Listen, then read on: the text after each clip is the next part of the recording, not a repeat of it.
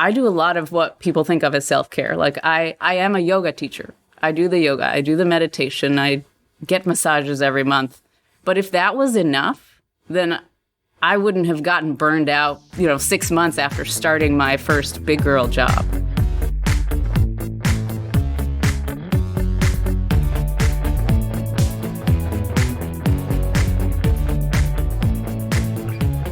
Welcome to the FI Show, where you get a behind-the-scenes look into financial independence. Here's your host, Cody and Justin. Hello, everyone, and welcome back to another episode of the FI Show. Let's check in first with the co-host, Cody. What's going on, man? Just coming back from a long weekend, which is super nice. You got the Friday night, Saturday, Sunday, and then MLK. Thank you for the extra day on Monday. So just hanging out with friends. One of my friends got a promotion, so we went out, celebrated that. Got to hang out with my girlfriend, Lauren.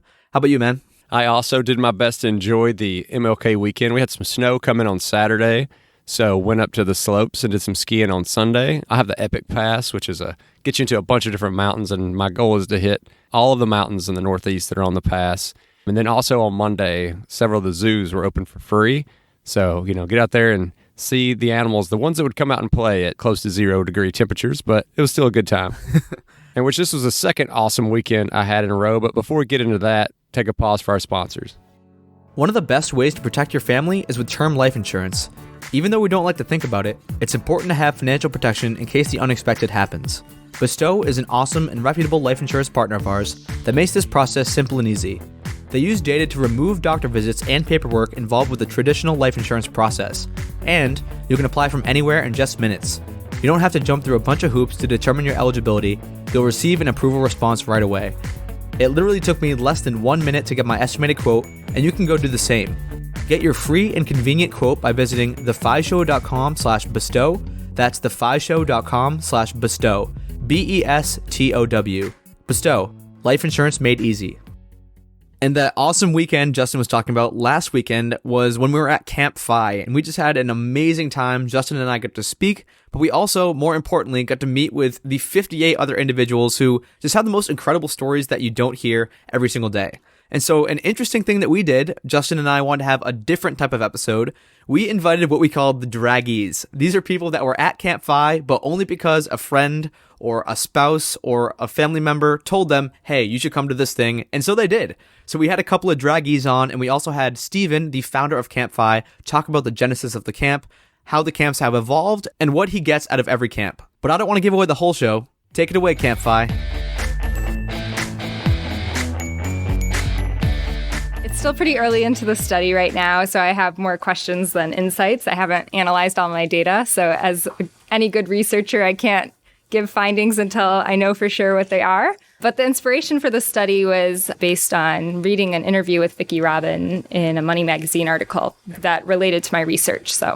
But I know you can't give away because you don't have, you haven't crunched all the data, but I'm assuming you're going to talk to somebody. You're going to talk to family. You're going to talk to some friends like, hey guys, I've been at this camp for adults that are nerding out over finance. What are those conversations going to look like? Give us your honest opinions. Yeah, so I think that what drew me to this community in general is that I'm interested in how people talk about the meaning of work. And what makes the FI community special in that regard is that they're actually pioneering a different way of thinking about the role of work in our lives. And so that, to me, is still one of the things that I think is special about the community. And then just in terms of the culture of the community, it's been wonderful from a research perspective to have a community that's so generous of spirit and so giving and so welcoming. As a researcher, you never quite know how people are going to react to you and if they would be open to being observed and talking to you. And yeah, so my first impression of the community is just very warm, very welcoming. So. Are there any certain trends that you didn't expect or patterns in people that you've met or just speeches or mannerisms or anything about the FI community that going in, you were like, this is a lot different than what I thought? Yes, there have been a few surprises. One of them, and I've talked with a few of the people here about some of them, but one of the surprises was, I think a lot of times the movement is kind of portrayed as a millennial movement, but actually I've interviewed about 44 people at this point. And they really span all different ages. And so I would be curious to know from a large scale survey that could tell us exactly what the age demographic is of the FIRE movement. But in my experience, it's much more varied than what I initially thought going into it. And then probably the other big surprise was most of the people I talk to love their jobs. And so it's been fun to kind of tease apart what that means and kind of go through those layers with them. So I think a lot of the research and stuff is fascinating, but on a personal level, has this, interactions, talking to these people, has it made you think about making any changes in your own life? Like, have you gotten more interested in maybe being a part of the movement yourself? So I'm a student right now. So if I'm on the FIRE path, I'm doing a pretty pitiful job of saving right now.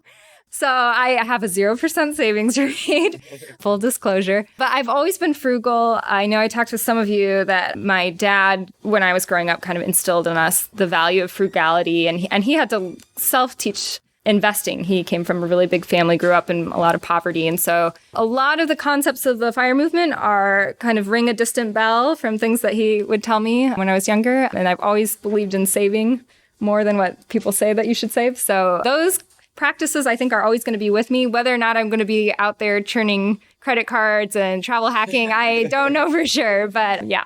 So I'm really excited to kind of see, once you do crunch the data, to see what your findings are, to see the trends, to see the patterns in people. I think that's really exciting. I think we've asked a decent amount of questions. We should turn it over to the lovely audience here. We have 40-something odd people, I'd say, in here. If you guys have a couple of questions, we'd love to field some. Hopefully Laura will oblige and answer sure, some. Yeah. Awesome. It's fun to be on the other side of it. I'm usually doing the interviewing. The next question came from a member of the audience who asked, will we have access to all the reports, all the data, all the information that you've been collecting during this process? That's a good question. So the people who I've been interviewing, I've offered them as an incentive, as just kind of it's a token of appreciation, really, because nothing can really make up for the time that they spend offering their insight. But for those that I interview, they're welcome to have a copy of the summary of the results. I probably will not give out the full dissertation because it's 200 pages, and I don't even know if my committee will read the whole thing, to be honest. The way that PhD dissertations go is they're usually not quite as practically relevant as what most people are looking for, but an executive summary is something that I'll share with anyone who I interview. Well, if you ended up feeling comfortable with it, I wouldn't be shocked if there's not some people out here who would read the full 200 pages. This is a community who loves data, who loves reading about this stuff, and anything they can do to get their hands on it. So I'd just say maybe keep an open mind about that part. Yeah. And I should say my committee will read it. They're very dedicated. I shouldn't have thrown them under the bus like that. But yeah. Okay. Well, I'll think about what the right forum might be to share those insights. The next question comes from a member of the audience who asked, is there any recurring themes, personality traits, adjectives you'd use to describe the financial independence movement? A few things. One is ambition and a love for efficiency. Several people have told me they literally can't stand it when something's inefficient. But I also think there's an element to it of a desire to live consciously. That kind of permeates most of the people I've talked to, just a desire to live differently and be a little more conscious with the decisions that they're making. Awesome. Well, thank you for, coming and giving us a little bit of your time and, some of those takeaways that you've had from the short time that you've been working on this or in the interviews that you've done. I know you got a ton more in front of you. Can't wait to see as much of that 200-page dissertation that you allow us to read. And we really look forward to you having success and, continuing to find people who are open with you. I hope that turns out to be a great dissertation. So if anyone's listening who would like to be a part of the study, you can email me at firestudy@umich.edu. So UMich as in University of Michigan, so UMICH. So, Mike, for those, if they're just listening and maybe they haven't got a chance to talk to you, how did you end up here this week? Like, is this something that you really could have ever seen yourself being at, and just what brought you here? That's a good question. Not really as to see myself here. I met somebody and they said, hey, I'm going to this conference. You basically need to come along. And I said, okay, that sounds good. She told me a little bit about it and it sounded kind of cool. And it was like, okay, maybe I can learn something and use it to moving forward. And she said, oh, it'll change your life. And I said, okay, let's do it. So I'm open for change. Let's go. And has it changed your life, or do you have any new inklings or projects or things that you want to take action on starting Monday, starting tomorrow? Oh, actually, yes. I've been, I'm ready to go yesterday. So I was writing down all this stuff today. I'm talking to people and, meeting new people and getting ideas about all kinds of different stuff. Not only how to do side hustles, but also to work on my personal finances that I already have, some tricks and stuff to pay down some stuff and that I previously had in, I would say, my other life. But so, stuff like that, just meeting new people and thinking about ideas going forward. I would think of it more of like a new direction, and trying to reduce the time I'm working right now. If you're having a conversation with somebody who found themselves in a similar position to you, where they could not see themselves at a conference like this, or they couldn't see themselves being interested in this movement or this idea, or they think that this would just be boring or be unattainable or whatever it might be, if you're talking to somebody like that, what would you say to them to maybe get them to where you are now?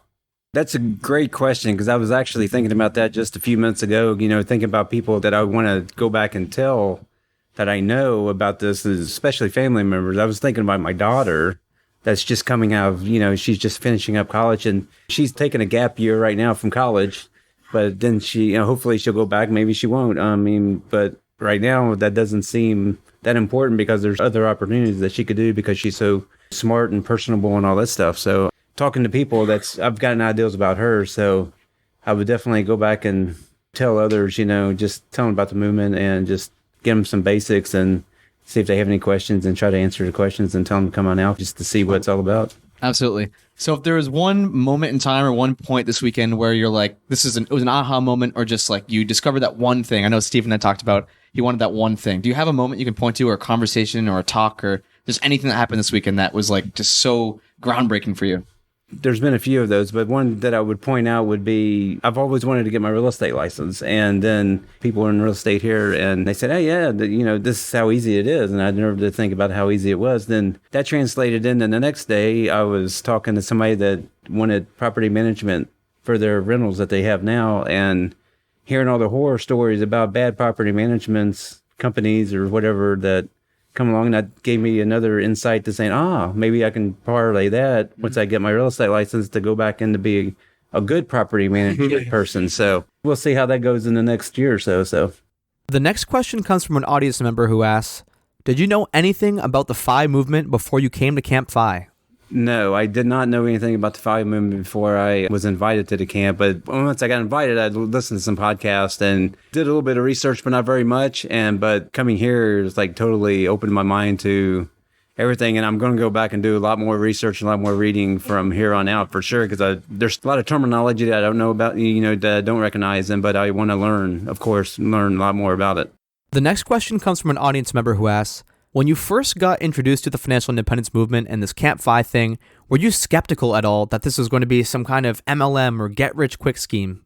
Not really a scam. I didn't know what to expect. I really didn't have no preconceived notions about what I was coming into, other than it had to do something with finance and working towards, not working, basically. But that's a great blog title right there, working towards not working. Yeah, but I didn't think of it as like a call or anything, but the generosity factor is something I didn't think about until I got here and talking to other people. And I came from a background where when I was young, I grew up with hardly anything. I grew up in a single family.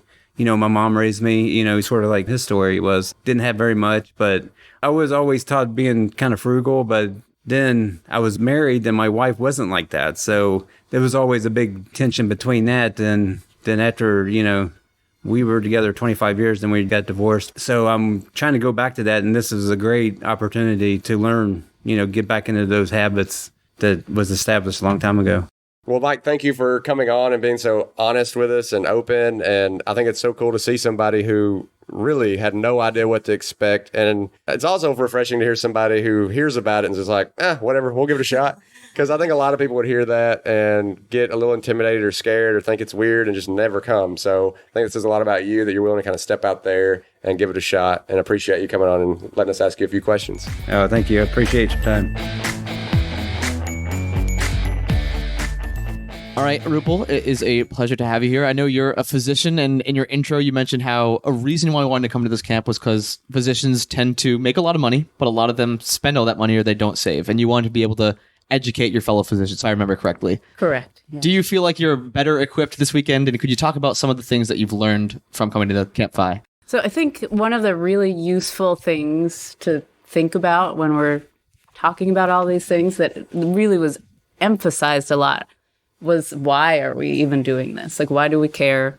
Physician burnout is huge. Medicine is in trouble, you guys. So that's really why I'm here, is because, my friend Eva from med school said, you should come to this thing. It's in Florida. It'll be warm. And I live in Maine. So I said, sure.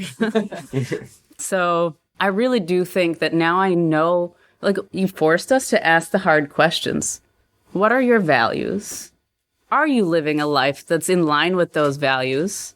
And if not, what can you do to change that? How can you do that now without waiting for some time, 10, 15, 25 years down the road when you're retired? How can you live intentionally, consciously? People have mentioned this, but that's really what is important to me, to be able to express to my colleagues so that they can keep doing the jobs they love and providing services, like necessary services to the community, without having to say, I can't do this anymore. I have to leave medicine, or I have to cut back my hours, or any of those things. And I think it's important to ask, each person who kind of came into this a little blind, what did you think when you were first hearing about it, you're getting invited, and then what do you feel like now after you've been here a couple of days and gotten the exposure that you have? I came expecting to meet a lot of cool people, and my expectations were exceeded. What surprised me, it's always a little bit nerve-wracking to meet a bunch of new people, to go introduce yourselves. Usually that's the case, but here I had no problem just going up and talking to a random stranger and saying, tell me about all your deepest secrets of your life. So that was really nice. It wasn't unusual or abnormal to be talking about these really personal things with strangers. So on a more tangible level, I know we've been talking a lot about why and purpose and reason. Are there any tangible things that you're going to go do this coming week or in the next month or in the next couple of weeks? So while I was here, I opened up my laptop and Josh helped me reallocate my 403B and my 457B into things that had lower expense ratios and that would make more money. So yes, awesome. I find that pretty tangible. Yeah. Next, an audience member asks, if there's one thing you could say to every single physician in the United States right now, what would it be? I don't know if there's one specific thing that I would say to them other than, hey, maybe you should shake your life up a bit and think about why you're doing what you're doing. And can you do it any differently to make yourself and your family and your community and your patients happier? The next question comes from an audience member who asks, we see a ton of burnout in the physician community. Do you think discovering financial independence gives these physicians a longer timeline, or at least prevents them from burning out? I really hope so. I do a lot of what people think of as self-care. Like I am a yoga teacher. I do the yoga. I do the meditation. I get massages every month. But if that was enough, then I wouldn't have gotten burned out, 6 months after starting my first big girl job. So I think that allowing people to dig a little deeper, like not just do the expected thing because that's what they've been taught is what you're supposed to do. Like we never think outside that box of neurologists work until they die. No one is really stepping back and retiring from this profession. But now that medicine has changed so much, they are leaving. And, I thought more about why do I like doing what I do? Part of it is my community, my colleagues. I enjoy going to work and interacting with them. It's intellectually stimulating. But there's just so much more BS that is involved in medicine now that I think for me, this is allowing me to go back to the roots of why I went into this in the first place. The next question comes from an audience member who asks, if you have a friend who's a physician and they're feeling in that stuck phase of their career, what would you say to them? Is to take a step back and say, what is it that is making me miserable? What is it about this that I hate? And then how can I change that? So what I've found is that people lose that sense of control. They don't think that they can do anything about the problem that there is.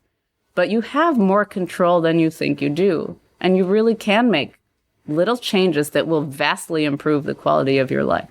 The next question comes from an audience member who asks, did student loan debt heavily affect your personal finance journey? So I'm pretty fortunate. I grew up in Canada, so I did not have a lot of student debt. We went to medical school in Krakow in Poland, so it was significantly less expensive than if we'd gone to school in Canada or in the States. That's one thing where I felt like I did okay. There are a lot of steps along the way. So once I did start making doctor money, attending cash, as they call it, I lived, I experienced a little lifestyle inflation, shall we say. I was living in a fancy apartment, and I was like, it's not that I'm a fancy person, but it was like the first thing I found was available, and I could afford it. So I said, okay, I'll take it. And I lived there for 3 years paying rent. So when I look back on those things, so that when Eva started telling me about this, I started reading more. I read Your Money or Your Life, and then I was like, oh my God, I have to move. So I moved out of the apartment. I found a new apartment that was significantly less expensive. I saved money. I got a down payment together within a few months. I mean, that's all it takes, a few months on our salaries to get a down payment together. Bought a house and moved in. So I moved twice with the generosity of my friends. Helped me with the U-Haul. And so that was a big step for me. And then giving up my extremely expensive gym membership. So at the beginning of camp, Stephen, you said the one thing you wanted from this weekend was one thing. But what is that one thing? Do you have a conversation? Do you have a moment? Do you have something new you learned you took away? The one thing, I personally started to get a little bit kind of step back from like the personal connections because it's been so many. And I feel like I started this to just have a few personal connections. And I got those. But then camp is such a good experience and I wanted to keep doing it. So for me personally, I tended to like naturally sort of become less deliberate about like connecting with everyone at the camps as much as I could. I know there's a few in here that I have not really spoken with, but there's a lot more than I thought I was going to. And I got a lot more out of that at this camp than some of the previous camps. Not that the previous camps, they're all great and everybody's great. But this particular camp, I sort of made more of an effort to personally connect with more people and try to learn more about them than I probably have over the last few camps. And I've been rewarded personally because of that. We just got through interviewing, a string of people who didn't know anything about what they're getting into. They, quote unquote, were dragged maybe by someone. It's a very new thing to them. When you're talking to somebody like that as they're getting ready to sign up for it, maybe they do, they're just joining the little Facebook group page or whatever that first interaction may be. What does that look like? What are you or what would you say to somebody when they're stepping into this a little blind? I would say don't hesitate. We don't grow unless we're uncomfortable. We don't grow unless we, like Christine mentioned earlier, there's like a wall sometimes that we go up against, and then that's our comfort zone, and we're scared about going outside of that. So I would say if you're approached or you've heard about CampFI or any other similar meetup, the Choose Fi meetups or FinCon or anything, and you're like, oh, that might not be for me. It's okay, it might not be, but do it anyway, and you might get something very beneficial out of it. So obviously you've made hundreds of connections and you're talking about how you're trying to get back, like the network, the one-on-one, you want to have 58 conversations with 58 different people. Was there a point, could you point back, it could be any camp, could be the first Camp Mustache 2017, where like it was just an electric connection that's led to like so many awesome things down the road? Well, I'll go back to the very first one of these that I attended, which was the Camp Mustache up in Seattle in 2016. I said, this is a very good experience. I'm sure that other people in the Southeast where I live would love to have this experience. And they may not get it because they don't want to fly up to Seattle from, Georgia. So the three co-organizers could have easily said no whenever I said, hey, whenever I asked them permission, hey, can we try to do one of these camps down in the Southeast? But because they were generous enough to say yes, that first one happened, and then the next one happened, and then now, this year, I think we're going to have at least 9 CampFIs, throughout the country. So, and that's average 50 people per camp. That's a lot of connections that can be made. And as we've learned throughout this weekend, a lot can come from just one of those connections. I mean, so first off, when you talk about like how many connections Steven's made, any person who ever tries to add me on Facebook who has something to do with this space, we always have at least one mutual friend, and it's Steven. Every time. But talking about that community, that's what you've done. You've built like this awesome source of community. But for a lot of people, they only get this one weekend out of the year, and then maybe they go to something like FinCon, or maybe they're going to go to something like the Financial Freedom Summit. Okay, so maybe now you're talking about 2 weekends out of the year, and they're just craving this community year round. And it's tough because the people around them may not be interested in it. What do you say to people as advice to help them start building their own little community that's a little more sustainable, that they can rely on year round? Well, luckily, there are a lot of communities that they don't have to build their own community. There's one out there. But I would say if you want to give somebody a piece of advice where they want to build their own immediate community, is don't try to convert anybody. Don't try to preach to them. Just tap into the energy of the existing community, make changes that benefit your own life. And then over time, that living by example is really just the best way to bring other people in who may not otherwise in your immediate, like family, friends, coworkers, type of thing. Absolutely. So next, an audience member asks, when you started that very first CampFI, what were your expectations going into the event? Well, I tend to not have a lot of expectations about anything. I just think that it's good, so do it, and then whatever happens, happens. So I don't have a background of event planning or organizing or anything like that. I'm an accountant by trade. So this is definitely out of my comfort zone. The first camp had 38 people. Everyone showed up, which was great. I had who knows? I think we all bonded pretty well, and a lot of good friendships were made. I didn't really expect how strong that would be. That was a surprise. And leading up to it, I really didn't know how it was going to turn out. So it could have been my last event that I ever did, the first and last. So what I did is I just took a couple subjects that I wanted to learn about, reached out to people that I had heard about in the community, asked them, and this is another example of the generosity of the community. I'm just asking them, say, hey, I want to learn about this topic, and I'm doing this event. Would you like to come talk? They all said yes. J.D. Roth was the first one. He said yes. I was like, okay, great. That's awesome. Brad Barrett and a few others, they came down, and they were generous of their knowledge and their time and all that, and they made it such a good event. And in this room, there's probably 6 or 7 people who have went to that one. So I didn't know how it would turn out, honestly. I was kind of winging it. But it was a good time, and it turned out well. And again, like I said, one was good, then why limit that experience and just keep doing it as much as possible? Well, Stephen, thank you so much for coming on. I know this is a little bit out of your comfort zone, but the story of this event and of these events are just too important to not tell and to not capture, and so that other people can hear about it. Because I know it's changed a lot of people's lives. I'm sure it's changed your life. And I've definitely made connections here that are extremely close to me. I mean, people like James who, we're going to fly around the world to see him. I mean, this show wouldn't be happening right now, at all. The FI show wouldn't exist if it wouldn't have been for CampFI, because that's how me and Cody met. But I just want to thank you. I want to thank you for building such an awesome community, such a good steward of it. And I know that everything you're doing is coming from a good place. It's not coming from you didn't see a business opportunity that you were just trying to take and figure out how you could capitalize on. This was coming from a very genuine place. And if you don't know Stephen, get to know him and you'll see how obvious that is. So I just want to appreciate you coming on and for everything you've done. Thanks for having me. Thank you.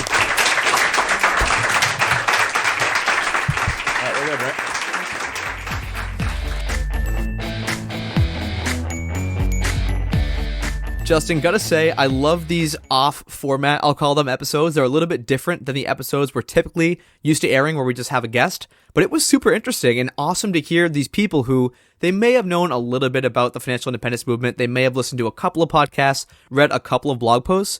But it seems like this CampFI weekend just completely transformed their lives. What did you think about the episode? Well, I mean, I love the episode and I love the weekend. I think it's also important to kind of explain to people who don't know what CampFI is a little bit, paint that scene for them. So as we mentioned, there's 58 people going down there, but you can imagine it's always in a little bit more of a remote setting. So, I mean, you're definitely not, like car camping or backpacking. I mean, these are nice, decent rooms you're in. The meals are provided 3 times a day, which is another awesome perk. Like, you're getting to sit around, have meals with these people, get to meet them. And that's how we kind of started discovering who these people were that, we're calling the draggees. But it is a much more disconnected type of conference than some of the other conferences. It's in a place where you're going to be surrounded by a little more nature. You're going to have some cool outdoor activities. Typically you're going to have some kayaking or boats. And so you're going to really make deep connections with these people. It's not just coming in and out of a session. And then, some people are going downtown after the day's over. Everybody's staying really tight knit and you can really get to know these people. And I think a common theme I heard, and this is something I really experienced my first CampFI, because when I went to my first one, I didn't really know anybody. I was pretty young. I was the youngest one there. But people just open up to you. In a lot of other conferences, it takes a little bit, you're not part of the quote unquote clique. And sometimes it feels like you're just like barging in on a conversation and you don't know if people want to be talking to you. But at CampFI, you can just go sit down with someone and have an hour-long conversation. Or someone might come up to you while you're doing some fun activity outside and have an amazing conversation and learn something new or learn a new story that you would have never heard before if you didn't just step outside of that introvert comfort zone. And I think that's something that's really special about CampFI, because I see these people who call themselves like hardcore introverts. They're like, I would never talk to anyone in a public setting. And you see these people who've never met before having 2-hour-long conversations in the corner of the room. It's just such a conducive environment for leveling up, learning, talking about personal finances, talking about values, goals, dreams, and all that amazing stuff. Yeah, and to me, the other cool thing was every single person, when asked, what they thought about it and what they would do if they were talking to somebody else, they would all highly recommend someone else coming. They came into it not knowing what to expect. And then just after 2 days of being there, and doing something like that and being in this space, they already see the immense value and they're already trying to spread that message. And I don't think you could find like a better endorsement than that kind of scenario. Someone comes into something not even knowing what they're going to expect, and then after 48 hours, they're just fully into it and they're ready to spread this across all their friends, and they see the power that it brings. And talking about expectations a little bit, I know one of the last things you were talking about, Justin, in the interview with Steven, the founder of CampFI, was Steven went into this with 0 expectations. If he's like, hey, if 10 people sign up and show up, that's cool. I'm totally cool with that. If 60 people come, that's cool too. He had absolutely no expectations coming in. And this is a guy who I've known for almost 2 years now, super genuine guy. Like Justin had mentioned, he's not in it for the money. He's not in it for a business venture. He just wants to make these genuine relationships. And now he's had these one-on-one conversations with 500 plus people that have attended these camps. And he's so generous that now people like Justin and myself and anyone else who attends these camps, they have the opportunity to do the same. Yeah, and going along with that, he said that he just wants to meet wherever the demand is. So when we ask, like, how big do you think this thing is going to get? How long can you do this? It's always, I just don't want to be the one in the way of meeting the demand. And the other thing is, while we're talking about this CampFI, it's in Florida, but they have these all over the country. And I think there's at 9 locations now. And obviously, we'll put that link in the show notes where you can look at tickets. But most likely, there is one that's going to be in a region near you where you could participate in one of these events yourself. And now it's time for the call to action. And so this week's call to action is to find your community. We talked about community so much in this episode. Obviously, it's an integral part of CampFI and of financial independence in general. But whether it's an online community, whether it's finding other people, even if it's a couple people to go meet up at a local coffee shop, or you can host a meetup at your house if you feel comfortable doing that. I know I've gone to a few meetups in Massachusetts. There are little local groups all over the place. So find your tribe, find your people. Your motivation will skyrocket once you realize that, hey, there are other people on this same exact path with these same exact goals, these same exact values, maybe 5 miles down the road from me. I think it's just such a powerful tool. So go out, find that community. Definitely a good call to action. It's important to have that community kind of help you motivate it along the way. And if you're interested in attending a CampFI yourself and want to learn more about some of those locations and how to get tickets, you can do that at thefishow.com/CampFI2020. And as always, if you want to check out our Facebook group page, you can do so at thefishow.com/community. And we always appreciate those 5-star reviews. They help us get great guests like we had today. And if you're interested in supporting The Fi Show, you can do so by checking out some of our partners over at the resources page, which can be found at thefishow.com/resources. And thanks for listening.